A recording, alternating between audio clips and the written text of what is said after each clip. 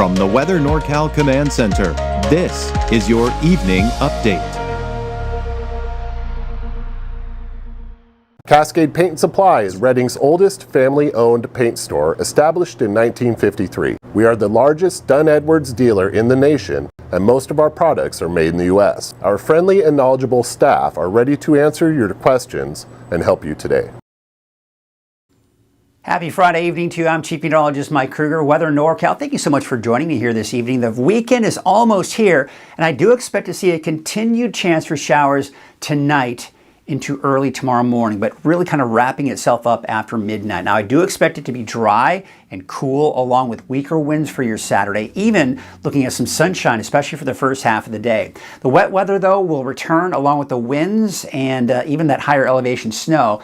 And the wet weather pattern at this point looks to stay in place through most of next week. Now, there are some signs that we could see another break after Saturday, maybe sometime around midweek. But at this point, there are no guarantees. We're seeing some discrepancies in the long-range forecast models, wouldn't you know. In the meantime, we're going to take you through Krueger's Quickcast here for your Friday, March 28th. And we're talking about temperatures getting pretty cold tonight. The skies are expected to clear out tonight. That should allow us to cool off into the upper 30s for some of the colder spots for the valley. 20s and low 30s for many of the higher elevations. And looks like for the coast, you're looking at temperatures dropping down somewhere in the low 40s. Now, out the door tomorrow morning, it's going to be mainly dry. I think we're going to see a lot of sunshine out there as well. Maybe some patchy fog for some of the mountain valleys. But otherwise, you're dry and cool. And, you know, it's warming up through the afternoon, but still staying in the low 60s for the valley. So we've got this cold and unstable air that's still going to kind of be in place tomorrow. And that's why we still expect to see, especially some afternoon clouds here as we go through the day tomorrow. But let's take a look at Futurecast. And you can see overnight, you see how things are just kind of starting to dry out. By 8 a.m., yeah, you're looking at a few light showers possibly around Del Norte, northern Humboldt, but it's a dry start and sunny start too. But eventually those clouds will be on the increase through the afternoon and overnight Saturday, but staying dry. It's really not until Sunday that we'll start to see some of that rain. And the winds, well, much calmer here for your Saturday. They're picking up a little bit by Saturday afternoon, Saturday evening, and then they'll ramp up even more by the time we get into Sunday as that storm system approaches from the southwest. So there's a look at your forecast for your Saturday. Temperatures low to mid 60s for the valley for your Saturday. Otherwise in the 40s and 50s for the higher elevations, and looks like somewhere in the low to mid 50s here for the coast. Your 7-day forecast, as I mentioned, I'm going to call this a broad brush forecast as we go through next week, because there are some signs that around Tuesday or Wednesday we may see another break.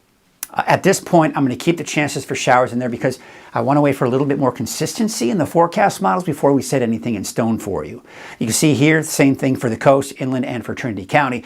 And another thing you'll notice here is the cooler temperatures going into next week. This will also allow our snow levels to drop down to as low as 2,000 feet at times, which could mean the potential for snowflakes, believe it or not, here this time of the year in Weaverville and possibly Hayfork for parts of Trinity County. All right, that's a look at Krueger's Quickcast. Do want to remind you there's a free 24-hour streaming channel. It's available on all of the platforms available on Weather NorCal. WeatherNorCal.com, the free Weather NorCal app, Roku, Amazon Fire Stick, and anywhere YouTube is available, including your smart TV. And not only can you watch the 24-hour streaming channel on YouTube, but you can also watch the latest video forecast on demand. So we're looking at that area of low pressure I was talking about that's been kind of moving farther away from us today here. Also the colder and unstable air that's been responsible for the showers and thunderstorms that we've seen here. But as we go into the weekend, especially as we go into Saturday, yes, that colder and unstable air is still going to be in place, but there's not going to really be a whole lot to really help generate enough energy to give us any of those showers, so we'll dry things out. Now we're also looking at much calmer winds, especially to start off the day. Now they'll pick up a little bit by the afternoon, but nothing to be concerned about. It's Sunday that they'll start to pick up for some of us, especially for parts of the coast, especially Siskiyou County and the eastern mountains through the day on Sunday. All right, so here's Futurecast. Once again, you can see the scattered showers and snow flurries we're seeing here. Not a lot going on here for the coast, but still some of that activity through the early morning hours. Even at 6 a.m., we're still seeing a slight chance for a sprinkle or a stray shower for parts of the coast here. Then we go into Saturday afternoon. There's midday. Some afternoon clouds beginning to develop in the higher elevations, but still plenty of sunshine here, looks like, for the valley. Then some high clouds. See that milky color come in? That's some of the high clouds that will be filtering in here for the second half of the day on Saturday. Saturday night is looking dry. It's not really until Sunday morning around 8 a.m. or so we start to see some rain for the valley westward, but still fairly dry for Siskiyou, Modoc County, and most of Lassen County as well. Then we go into Sunday around midday. That kind of pushes to the north and east. The main band of moisture is now to the north and east of the valley, but still a chance for a few stray showers. And we can't rule out an isolated thunderstorm on Sunday as well. Sunday, 5 p.m., just the scattered showers, possible snow flurries in the higher elevations, and fairly dry, and it doesn't look like it's going to be a lot of rainfall, let's put it that way. So here we have the amount of rainfall we expect through Sunday. Again, not much. Upwards of about 1/4 of an inch, give or take, for the valley. A little bit more for parts of the coast here. And really, even when we look in the higher elevations, about 1/4 of an inch, give or take. So once again, over the next couple of days, we're just not going to get a lot of rainfall, or snow for that matter. That's overdoing it. Don't count on that at all. We could see a bit of a mix here for Shingletown and Mount Shasta City, but I don't anticipate any accumulating snow for you. It's the higher mountain communities like Chester, Alturas, maybe Susanville, Quincy, Portola, where you might see a light dusting of snow once all is said and done through Sunday. But again, I think Weaverville, you're a bit too low for that snow at this point. That may change, though, by Monday or Tuesday of next week. So there's a look at Sunday at 5 p.m. We're still seeing some of those showers. We see a bit of a break, but by Monday morning, once again, we see the rain and snow begin to kick in. And I think we're looking at some colder air moving in, and this may allow those snow levels to begin to drop. Monday afternoon, still the scattered showers and snow flurries, and then a bit of a break for Monday night. Now, we look at the longer range forecast model, and this is where the forecast models are starting to disagree. So Tuesday, we got the chance for showers. European forecast model, much more aggressive with the rain on Tuesday, but it's there. What's interesting is we've got this area of low pressure. It's showing an atmospheric river, lots of rain, lots of snow. But then you look at the European forecast model, doesn't look anything like this at all. In fact, it's dry, according to the European forecast model. Flip-flopping, right? We got total opposites going on right here. Then, as we go into Thursday, all models agree that we've got a chance for some more wet weather, and then drying out by Friday as high pressure builds in, not only Friday, but even into that next weekend. This is something we've got to watch here, as that could potentially, towards the end of that next weekend, maybe a chance for some more wet weather. But in the meantime, this wet weather pattern sticks around at least through Thursday of next week, most likely drying out by Friday of next week. We take a look at the overall rainfall long range over the next 7 days through Thursday. I would say about 2 inches of rain, give or take, for the valley, 3 to 5 inches for the north coast, much less off towards the north and east. Your typical footprint of where that rain is over Northern California. Wetter than normal conditions are in the long range. Cooler than normal conditions are in the long range. There you can see the 10-day trend. We're keeping it below normal at least through Thursday. By Friday, temperatures may start to kind of creep back up closer to 70 degrees. So yeah, I mean, this is going to stick around through at least the end of next week.